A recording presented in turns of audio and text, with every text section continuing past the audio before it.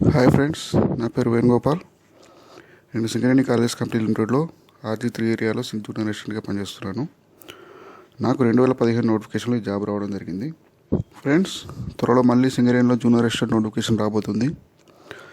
చాలామంది మిత్రులు ఏం బుక్స్ చదవాలి, ఎలా చదవాలి, సిలబస్ ఏం అడుగుతారు, ఎలాంటి క్వశ్చన్స్ అడుగుతారు అనేది అడగడం జరుగుతుంది.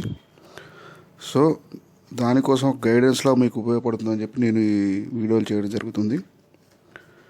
నేను ఆల్రెడీ 2015 నోటిఫికేషన్లో ఈ నోటిఫికేషన్ క్రాక్ చేయడం జరిగింది కాబట్టి సిలబస్ ఏంటి, ఎలాంటి ప్రశ్నలు ఎక్కువగా అడుగుతారు, ఏరియాలో ఎక్కువ ప్రశ్నలు అడిగే ఛాన్స్ ఉంది, ప్రిపరేషన్ ఎక్కడి నుండి స్టార్ట్ చేయాలి, టైం టేబుల్ ఎలా ఉంచుకోవాలి అనే విషయాల్ని, నా ప్రిపరేషన్ ఎలా జరిగింది, ఎగ్జామ్లో ఎలాంటి క్వశ్చన్స్ అడిగారు మెయిన్గా అనే దాని గురించి నేను ఈ వీడియో చేయడం జరుగుతుంది. ముందుగా ఈ సింగరేణి జూనియర్ అసిస్టెంట్ జాబ్ గురించి కొంచెం చిన్న బ్రీఫ్ డిస్కషన్ ఇస్తాను. విధులు ఏంటి, శాలరీ ఎంత, ప్రమోషన్ ప్రాసెస్ ఎలా ఉంటుంది, జాబ్ ఎలా ఉంటుంది అనే వాటి గురించి మీకు చిన్నగా ఒక ఇన్ఫర్మేషన్ ఇస్తాను. ఫ్రెండ్స్, సింగరేణిలో ఈ జూనియర్ అసిస్టెంట్ అనేది మోస్ట్ రెస్పాన్సిబుల్ జాబ్ అండి. కోల్ ప్రొడక్షన్ రిపోర్ట్ దగ్గర నుంచి, ఎంప్లాయీ పర్సనల్ డీటెయిల్స్ ఎంటర్ చేయడం దగ్గర నుంచి, వాళ్ళ వెల్ఫేర్, వాళ్ళ టర్మినల్ బెనిఫిట్స్, అదర్ రిపోర్ట్స్ ఏదైనా కానీ ఒక క్యుములేటివ్ డేటాను మెయింటైన్ చేస్తూ సింగరేణిలో ఒక కీలక పాత్ర పోషించే ఉద్యోగం అండి ఇది. ఇక శాలరీ డీటెయిల్స్కి వెళ్తే అండి, ఇది ఒక నాన్ ఎగ్జిక్యూటివ్ కేడర్ జాబ్ అండి. బేసిక్ వచ్చేసి ప్రస్తుతం national coal wage agreement 10 NCAA 10 ప్రకారం జూనియర్ అసిస్టెంట్ గ్రేడ్ 2 బేసిక్ వచ్చేసి 29,460.30గా ఉందండి. ఇది స్టార్టింగ్ బేసిక్. ఇక ఈ జూనియర్ అసిస్టెంట్ పోస్ట్ అనేదండి mines, open cast, GM office, corporate office, hospitals ఎక్కడికి వెళ్ళినా జూనియర్ అసిస్టెంట్ అనే పోస్ట్ ఉంటుందండి. గన్ల మీద అయితే కాలమీర్ అసిస్టెంట్స్గా, GM ఆఫీస్, కార్పొరేట్ ఆఫీస్లో అయితే డైరెక్టర్స్కి, GMస్కి అసిస్టెంట్స్గా మన విధులు అనేది నిర్వహించడం జరుగుతుందండి. ఇక ప్రమోషన్ పాలసీకి వచ్చేస్తా అండి, మొట్టమొదటి మన నోటిఫికేషన్ రిలీజ్ చేసేది జూనియర్ అసిస్టెంట్ గ్రేడ్ 2 కండి. జూనియర్ అసిస్టెంట్ గ్రేడ్ 2 6 ఇయర్స్ తర్వాత సీనియర్ అసిస్టెంట్ గ్రేడ్ 1 అవుతుందండి. మళ్ళీ 7 ఇయర్స్కి అసిస్టెంట్ సూపరింటెండెంట్ స్పెషల్ గ్రేడ్ వస్తుందండి. నెక్స్ట్ 3 ఇయర్స్కి deputy superintendent technical and supervisor grade A వస్తుందండి. ఈ డిప్యూటీ సూపరింటెండెంట్ అయ్యాక 5 ఇయర్స్ ఎక్స్పీరియన్స్తో మళ్ళీ ఇంటర్నల్ ఎగ్జామ్స్ ఉంటాయండి. దాంతో మనం ఆఫీస్ సూపరింటెండెంట్ వరకు వెళ్ళొచ్చండి. ఇక ఈ జూనియర్ అసిస్టెంట్ ఎగ్జామ్ ఎలిజిబిలిటీ ఏందని చూస్తాం ఫ్రెండ్స్. మొట్టమొదట ఎడ్యుకేషన్ క్వాలిఫికేషన్ విషయానికి వచ్చేస్తే any degree with a computer subject, or ఒకవేళ డిగ్రీలో కంప్యూటర్ సబ్జెక్ట్ అనేది లేకపోతే ఒక 6 months computer course, certified computer course ఉండాలండి. ఇక ఎలిజిబిలిటీ ఏజ్ విషయానికి వస్తా అండి, ఓసీ వాళ్ళకు 30 years మించి రాదండి. బీసీ, SC, ST వాళ్ళకు ఒక 5 years ఏజ్ రిడక్షన్ తోటి 35 years లోపు వాళ్ళందరూ అప్లై చేసుకోవచ్చు. ఇక రిజర్వేషన్ విషయానికి వచ్చేస్తే గర్ల్స్కి 33% రిజర్వేషన్ అండి. ఈ పోస్టులో 100 పోస్టులు వేస్తే 1/3, 100 పోస్టులు 33 పోస్టులు గర్ల్స్కి అండి. నెక్స్ట్ లోకల్, నాన్ లోకల్కి వచ్చేస్తా అండి, లోకల్ 80%, నాన్ లోకల్ 20%తో ఫిల్ చేస్తారండి. ఈ లోకల్ ఎవరెవరు వస్తారు అంటే ఉమ్మడి పాత ఆదిలాబాద్, ఉమ్మడి వరంగల్, ఉమ్మడి ఖమ్మం, ఉమ్మడి కరీంనగర్ డిస్టిక్, ఈ 4 డిస్టిక్ వాళ్ళు మాత్రమే లోకల్ కిందికి వస్తారండి. మిగతా any other district, any other state వీళ్ళంతా నాన్ లోకల్ కిందికి వస్తారండి. ఇక ఎగ్జామ్ విషయానికి వస్తే, సిలబస్ విషయానికి వస్తే ఫ్రెండ్స్, ఫస్ట్ ఆఫ్ ఆల్ అందరూ గుర్తించాల్సింది ఏంటంటే ఎగ్జామ్ పేపర్ మొత్తం ఇంగ్లీష్ మీడియంలో ఉంటుంది, ఇంగ్లీష్లోనే ఉంటుంది. ఎక్కడ కూడా తెలుగు కానీ వేరే ఎనీ అదర్ లాంగ్వేజ్ కానీ ఉండదు. ఇది ఒక్కటి గుర్తుంచుకోవాలి ఫ్రెండ్స్. ఇక సిలబస్లోకి వెళ్తే ఫ్రెండ్స్, మెయిన్గా 6 areas నుంచి మనకు ప్రశ్నలు రావడం జరుగుతుంది. ఫస్ట్ సబ్జెక్ట్ వచ్చేసి ఇంగ్లీష్ లాంగ్వేజ్ 25 marks వస్తాయండి. Next GK and current affairs నుంచి ఒక 25 marks, maths and quantitative aptitude నుంచి ఒక 25 marks అండి. నెక్స్ట్ రీజనింగ్ నుంచి ఒక 25 marks, నెక్స్ట్ జనరల్ స్టడీస్ నుంచి ఒక 25 marks, కంప్యూటర్ నాలెడ్జ్ నుంచి ఒక 25 marks. వీటితో పాటు అడిషనల్గా ఒక 2-3 క్వశ్చన్లు సింగరేణి ఇన్ఫర్మేషన్ కూడా అడిగే అవకాశం ఉందండి. అంటే ఎగ్జాంపుల్గా ఇప్పుడు కంప్యూటర్ నాలెడ్జ్ ఒక 20 questions అడిగి ఒక 5 questions అబౌట్ సింగరేణి గురించి ఒక 4-5 questions అడిగే అవకాశం కూడా ఉందండి. సో మనం దాన్ని కూడా చెప్పుకుందామండి. అంటే సింగరేణి గురించి ఏమైనా ఇంపార్టెంట్ ఇన్ఫర్మేషన్ ఉంటే కూడా నేను మీతో తర్వాత షేర్ చేసుకుంటానండి. ఇంగ్లీష్ లాంగ్వేజ్ సబ్జెక్ట్కి వెళ్తే అండి, last time comprehensive passages, tenses and articles, antonyms and synonyms, fill in the blanks, complete the sentence, active voice and passive voice. అయితే ఇంగ్లీష్ సబ్జెక్ట్ గురించి పెద్దగా టెన్షన్ పడాల్సిన అవసరం ఏం లేదండి. అంతా పెద్ద డీప్గా ఏదో లిటరేచర్ ఎగ్జామ్ రాసినంత డీప్గా ఏం అడగలేదండి లాస్ట్ టైం అయితే. మీరు 10th class grammar book, intermediate level grammar books చదివితే సరిపోతుందండి. అంటోనిమ్స్, సినోనిమ్స్ కొరకు విజేత కాంపిటీషన్ చదవచ్చండి. మామూలుగా జనరల్ స్టడీస్ బుక్ తీసుకొని అందులో ఉన్న అంటోనిమ్స్, సినోనిమ్స్ అన్నీ చదువుకోవచ్చండి. మెయిన్గా చేయాల్సింది ఏంటంటే ఇంగ్లీష్ ఈ కాంప్రహెన్సివ్ ప్యాచెస్ ఎక్కువ ప్రాక్టీస్ చేయండి. ఎందుకంటే ఫాస్ట్ రీడింగ్ ఉండాలి, ఈజీగా ఉంటుంది. 5 క్వశ్చన్స్ ఈజీగా మనం గెటింగ్ చేయొచ్చు ఈ ఫాస్ట్ రీడింగ్ నేర్చుకుంటే మనం. అండ్ మెయిన్గా ఈ టెన్సెస్ కనుక మనం పర్ఫెక్ట్ అవుతారండి, ఈజీగా ఒక 10 క్వశ్చన్స్ వరకు అయితే ఈజీగా చేయొచ్చండి. దాదాపు అన్ని క్వశ్చన్స్ టెన్సెస్ పైన అడిగాడండి. ఈ ఆర్టికల్స్ కానీ టెన్సెస్ కానీ ఎక్కువ ఇది మెయిన్ ఫోకస్ అండి. నెక్స్ట్ కాంప్రహెన్సివ్ ప్యాసేజ్, ఈ 3 పర్ఫెక్ట్ కనుక అయితేనండి మనం పెద్దగా బాధపడాల్సిన అవసరం లేదండి ఇంగ్లీష్ లాంగ్వేజ్ గురించి. Next GK and current affairs విషయానికి వస్తాయండి. జీకే అనేది దాదాపు అది చాలామంది ప్రతి కాంపిటేటివ్ ఎగ్జామ్లో అనేది దాదాపు అందరూ చదువుతూనే ఉంటారు. Main issues, Capitals, currencies, largest river ఏంటి, లార్జెస్ట్ మౌంటైన్ ఏంటి, లార్జెస్ట్ డెజర్ట్ ఏంటి, ఇలాంటి క్వశ్చన్స్ అన్ని చాలా అవి నార్మల్గా అడిగే క్వశ్చన్స్ అండి. వీటిని మళ్ళీ ఒకసారి ఫోకస్గా చదువుకుంటే సరిపోద్దండి జీకే. ఇక కరెంట్ అఫైర్స్ విషయానికి వస్తాయండి. ప్రీవియస్ 6 months నుంచే ఎక్కువ కరెంట్ అఫైర్స్ అడుగుతారు అండి. లాస్ట్ టైం అయితే ఎక్కువ, ఇంకా ప్రీవియస్ 3 months నుంచే ఎక్కువ అడిగారు క్వశ్చన్స్ అనేది. అయితే మనం ఇందులో కరెంట్ అఫైర్స్లో మనం మెయిన్గా చూసుకోవాల్సింది ఏంటంటే international wise main important issues జరిగాయి, నేషనల్ వైజ్ ఏం జరిగాయి, స్టేట్ వైజ్ ఏం జరిగాయి అనేది మనం కొంచెం డివిజన్ చేసుకుంటే తొందరగా ఈజీగా అయిపోతుందండి. ఇప్పుడైతే ప్రజెంట్ లాస్ట్ ఇయర్ అంతా మనకంతా కోవిడ్తో గడిచిపోయిందండి. So maximum 3 to 4 questions, 5 questions Covid పైన అడిగినా కానీ మనం ఆశ్చర్యపోవాల్సిన అవసరం లేదండి. మొట్టమొదటి వ్యాక్సిన్ ఏ కంట్రీ తయారు చేశారు, మొట్టమొదటి వ్యాక్సిన్ ఎవరు ఎంచుకున్నారు, ఇండియాలో మొదటి కేసు ఎప్పుడు వచ్చింది, ఇవన్నీ చాలా క్వశ్చన్స్. ఇండియాలో ఏ స్టేట్ ఎక్కువ ఎఫెక్ట్ అయింది, ఇలాంటి చాలా క్వశ్చన్లు కోవిడ్ నుంచి మనం చదువుకొని ఉంటే మినిమం నాకు గెస్సింగ్ ఒక 3 to 4 questions అన్న కరెంట్ అఫైర్స్లో కోవిడ్ గురించి అడుగుతారండి. నెక్స్ట్ మెయిన్గా కరెంట్ అఫైర్స్ అంటే ఏమేమో ఎక్కువ అన్నీ చదవకుండా అన్నీ ఏదేదో రాసుకొని చేయకుండా మెయిన్గా కొన్ని పార్ట్స్ ఉంటాయి. స్పోర్ట్స్ గురించి, క్రికెట్ కానీ, టెన్నిస్ కానీ, బ్యాడ్మింటన్ కానీ, ఏది కానీ స్పోర్ట్స్ గురించి కొంచెం ఒక 2-3 questions అడిగే అవకాశం ఎక్కువ ఉంటుందండి. నెక్స్ట్ డిజాస్టర్స్, లాస్ట్ 6 monthsలో కానీ అప్పుడు 3 monthsలో కానీ ఏమైనా డిజాస్టర్స్ వరల్డ్ వైడ్గా కానీ, ఇండియా వైజ్ కానీ, స్టేట్ వైజ్ కానీ ఏ డిజాస్టర్స్ జరుగుతుంది అది కూడా నోట్ చేసుకోండి. నెక్స్ట్ టెక్నాలజికల్ డెవలప్మెంట్ ఇష్యూస్ ఏమైనా ఉన్నా కానీ, మూవీస్ కూడా అండి. మూవీస్ అంటే ఏ అవార్డు వచ్చిన మూవీస్ ఉంటాయి కదండి, అట్లాంటి ఏ సినిమాకి ఏ ఫీచర్లో ఎక్కువ అవార్డు వచ్చింది, ఆస్కార్ అవార్డ్స్ కానీ, మన నంది అవార్డ్స్ కానీ, ఫిలింఫేర్ అవార్డ్స్ కానీ, ఇలాంటివి కూడా నోట్ చేసుకోవాలండి. ఇవి కూడా అడుగుతారు క్వశ్చన్స్. నెక్స్ట్ మన అవార్డ్స్ కూడా సపరేట్గా మీరు చదువుకోవాల్సి ఉంటుందండి. అవార్డ్స్ ఇప్పుడు ఇంటర్నేషనల్ వైజ్ అయితే నోబెల్ ప్రైజ్ కానీ, మన ఇండియా వైజ్ అయితే కానీ భారతరత్న కానీ, పద్మశ్రీ కానీ, పద్మభూషణ్ కానీ, ఇలా అవార్డు డివైడ్ చేసుకొని మనం రాసుకోవాల్సి ఉంటుందండి. నెక్స్ట్ గవర్నమెంట్ స్కీమ్స్ కానీ ఏదైనా అంటే ఇండియన్ గవర్నమెంట్ రిలీజ్ చేసిన స్కీమ్స్ కానీ, వెల్ఫేర్ స్కీమ్స్ కానీ, మన స్టేట్ గవర్నమెంట్ రిలీజ్ చేసిన వెల్ఫేర్ స్కీమ్స్ కానీ, ఇవి కూడా సపరేట్ స్కీమ్స్ కూడా ఒక సపరేట్గా రాసుకొని ఇవి కూడా చదువుకోవాల్సి ఉంటుందండి. ఇక ఈ కరెంట్ అఫైర్స్కు రిఫరెన్స్ బుక్స్ అని మనం ఏం చెప్పలేమండి, ఎందుకంటే ఏది ఎట్లా అడుగుతారో తెలియదు కరెంట్ అఫైర్స్లో. సో మీరు రెగ్యులర్గా ఏదో 1 కానీ 2 కానీ న్యూస్ పేపర్లు డైలీ ఒక రొటీన్గా మనం దాన్ని చదువుతూ నేను చెప్పిన ఇలాంటి ఇంపార్టెంట్స్ అని international wise, national wise and మన స్టేట్ వైజ్ డివైడ్ చేసుకుంటూ రాసుకొని ఇలా ఒక క్యుములేటివ్గా మెయింటైన్ చేస్తే బెటర్ అండి. నేనైతే ఒక 2 న్యూస్ పేపర్స్ ఫాలో అవుతూ ఒక సపరేట్ బుక్ పెట్టుకొని ఏ రోజు ఆ రోజు current affairs important issues రాసుకునేవానండి.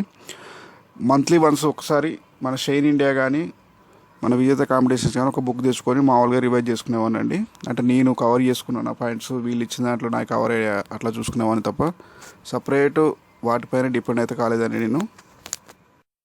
And మెయిన్గా ఇందులో న్యూస్ పేపర్ల నుంచి మనం పాయింట్స్ రాసుకోవాల్సింది ఏంటంటే, మనం రొటీన్గా ఈ హయ్యర్ ఆఫీస్ ఎవరైనా చేంజ్ అయినప్పుడు కానీ, ఈ కేబినెట్ మినిస్టర్స్ మారినప్పుడు కానీ, లేకపోతే గవర్నమెంట్ ఫామ్ అయినప్పుడు కానీ, లేకపోతే కొత్త పబ్లిక్ వెల్ఫేర్ స్కీమ్స్ రిలీజ్ చేసినప్పుడు కానీ, ఇవి మెయిన్గా మనం నోట్ చేసుకోవాల్సిందండి. ఎందుకంటే హయ్యర్ అఫీషియల్స్ గురించి 1 or 2 questions ఈజీగా న్యూగా ఎవరైనా అపాయింట్ అయితే మాత్రం కంపల్సరీ అడుగుతారండి. ఈ గవర్నర్స్ కానీ, సుప్రీంకోర్టు జడ్జెస్ కానీ, అదర్ స్టేట్స్ చీఫ్ మినిస్టర్స్ కానీ ఎవరు మారినా, హయ్యర్ అఫీషియల్స్ ఎవరు మారినా అది పాయింట్స్ రాసుకోండి. ఇక మ్యాథ్స్ అండ్ క్వాంటిటివ్ ఆప్టిట్యూడ్లోని మ్యాథ్స్ విషయానికి వస్తే trigonometry, number systems, algebra, geometry, statistics and probability, ఈ టాపిక్స్ నుంచి ఎక్కువ క్వశ్చన్స్ అడిగారండి. నియర్లీ 10 to 15 బిట్వీన్ 10 to 15 మధ్యలో క్వశ్చన్స్ అడిగారు లాస్ట్ టైం. దీని గురించి కూడా మనం పెద్దగా టెన్షన్ పడాల్సిన అవసరం లేదండి. మ్యాథ్స్ స్టూడెంట్స్కి అయితే కొంతవరకు ఈజీయే. నాన్ మ్యాథ్స్ స్టూడెంట్స్ ఎవరైనా ఉంటే ఒకసారి 8th, 9th, 10th బుక్స్ ఒకసారి రివైజ్ చేసుకోండి. మ్యాథ్స్ బుక్స్ చాలామంది భయపడుతుంటారు, ఇప్పుడు ఈ మ్యాథ్స్ ఉంది, అమ్మో మాకు రాదు మ్యాథ్స్, మేము సిఈసి, మేము వేరే బయాలజీ స్టూడెంట్స్ మేము అని చెప్పి అనుకుంటారండి. ఈ టాపిక్స్ అన్నీ మనం సెకండరీ స్కూల్ లెవెల్లో చదువుకొని వచ్చినాయండి. సో మీరు ఎవరు దీని గురించి టెన్షన్ పడాల్సిన అవసరం లేదు. కాకపోతే మ్యాథ్స్ స్టూడెంట్ ఏంటంటే కొంతవరకు ఫాస్ట్నెస్ ఉంటుందండి, అంతే. మీరు కూడా రెగ్యులర్గా దీన్ని ప్రాక్టీస్ చేయడం వల్ల మీరు కూడా ఫాస్ట్నెస్గా చేయొచ్చు. ఈ మ్యాథ్స్ నుంచి మనం ఒక 10 క్వశ్చన్స్ ఎక్స్పెక్ట్ చేస్తామండి. నెక్స్ట్ ఒక 15 క్వశ్చన్స్ వరకు క్వాంటిటేటివ్ ఆప్టిట్యూడ్ నుంచి మనకు వస్తుందండి. క్వాంటిటేటివ్ ఆప్టిట్యూడ్ అంటే ఏం లేదని మనకు తెలిసిందే. సిలబస్ అది చాలా లార్జ్ సిలబస్, కానీ ఈజీగానే ఉంటుందండి. దాని గురించి టెన్షన్ పడాల్సిన అవసరం లేదు.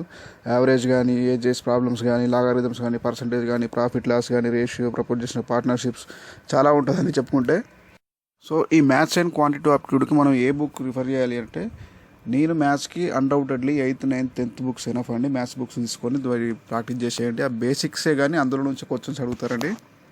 క్వాంటిటేటివ్ ఆప్టిట్యూడ్కి విషయానికి వస్తాయండి, నో డౌట్ అండి, S Chand publications RS Agarwal book తీసుకోండి. ఒకటి క్వాంటిటేటివ్ ఆప్టిట్యూడ్ అని ఉంటుంది. మనం కనుక ఈ S Chand publications RS Agarwal book అనేది కంప్లీట్గా రివైజ్ చేసినట్టయితే 100% ఈ 25 మార్క్స్ అనేది మనం స్కోర్ చేసుకోవచ్చు అండి ఈజీగా. సో ఇదే మెయిన్ ఏరియా అండి, ఇది ఈజీగా గెట్టింగ్ చేసుకోవచ్చు స్కోర్ అనేది. నెక్స్ట్ రీజనింగ్ అండి. ఆల్రెడీ కాంపిటేటివ్ ఫీల్డ్లో ఉన్న వారికైతే దీని గురించి స్పెషల్గా మళ్ళీ ఇప్పుడు మొదటి నుంచి చదవాల్సిన అవసరం లేదు. ఒకసారి మళ్ళీ రివైజ్ చేసుకుంటే సరిపోతుంది. ఈ వర్బల్ రీజనింగ్ కానీ, నాన్ వర్బల్ రీజనింగ్ కానీ, లాజికల్ రీజనింగ్ కానీ, ఇది మనం ఎంత ప్రాక్టీస్ చేస్తే అంత బెటర్ అండి. ఇది చాలా ఇంట్రెస్టింగ్ సబ్జెక్ట్ అండి. మనం ఎంత టైం స్పెండ్ చేసినా కానీ ఇంకా అది మనకు బోర్ కొట్టదు ఈ సబ్జెక్ట్ అనేది. సో దీనికోసం రిఫరెన్స్ బుక్స్ అంటే సేమ్ ఇంతకుముందు చెప్పిన S Chand publications RS Agarwal గారి 2 బుక్స్ ఉంటాయండి. Verbal non verbal and non verbal ఒక బుక్ ఉంటుంది. లాజికల్ రీజనింగ్ అని చెప్పి ఇంకొక బుక్ ఉంటుంది. 2 బుక్లు తీసుకోండి. మీకు వీలైనంత బిట్స్ డైలీ ఇన్ని బిట్స్ అని చెప్పి మీరు పెట్టుకోండి. వీలైనంత వరకు ప్రాక్టీస్ చేయండి. నేను కూడా నాకు వీలున్నంత వరకు ఈ రీజనింగ్ అనేది కొంతవరకు ఎక్స్ప్లెనేషన్ వీడియోస్ అని పెట్టడానికి ట్రై చేస్తాను.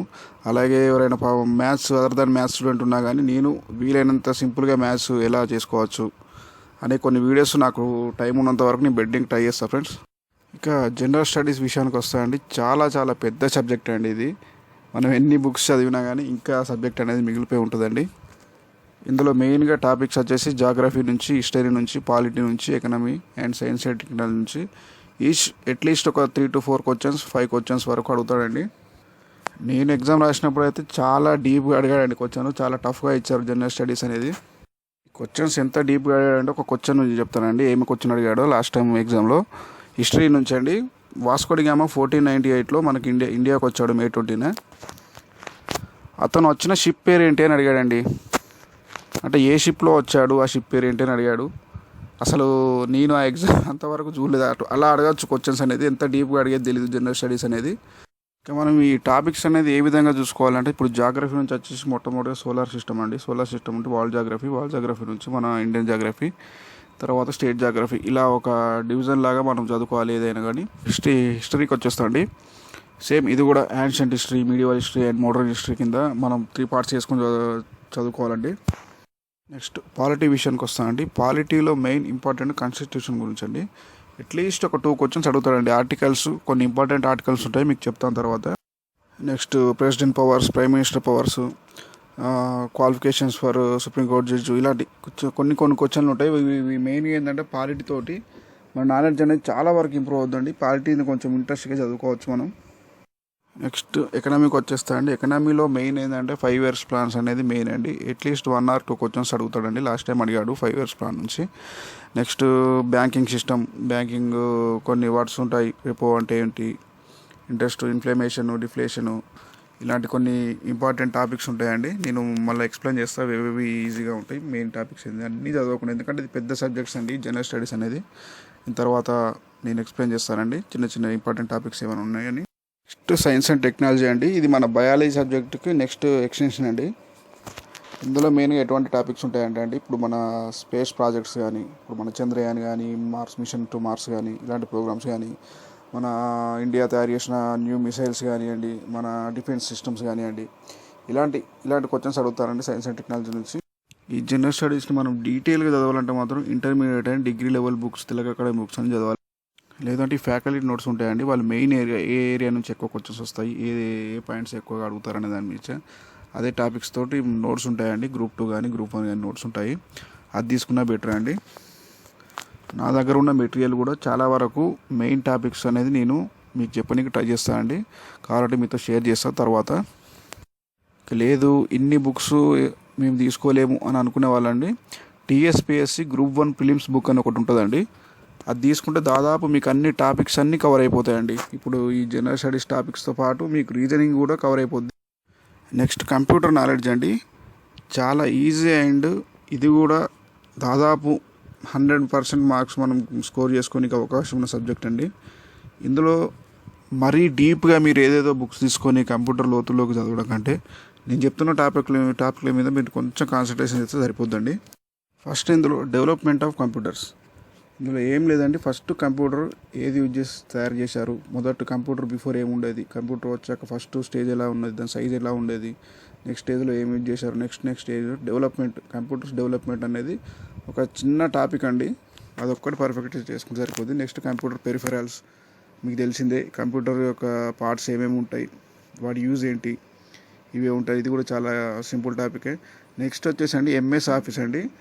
మీకు ఈజీగా ఒక 5 to 6 క్వశ్చన్స్ ఎంఎస్ ఆఫీస్ నుంచి అడిగారండి లాస్ట్ టైం అయితే. మెయిన్గా ఎక్సెల్ నుంచి అడిగారు, నెక్స్ట్ వర్డ్ నుంచి అడిగారు.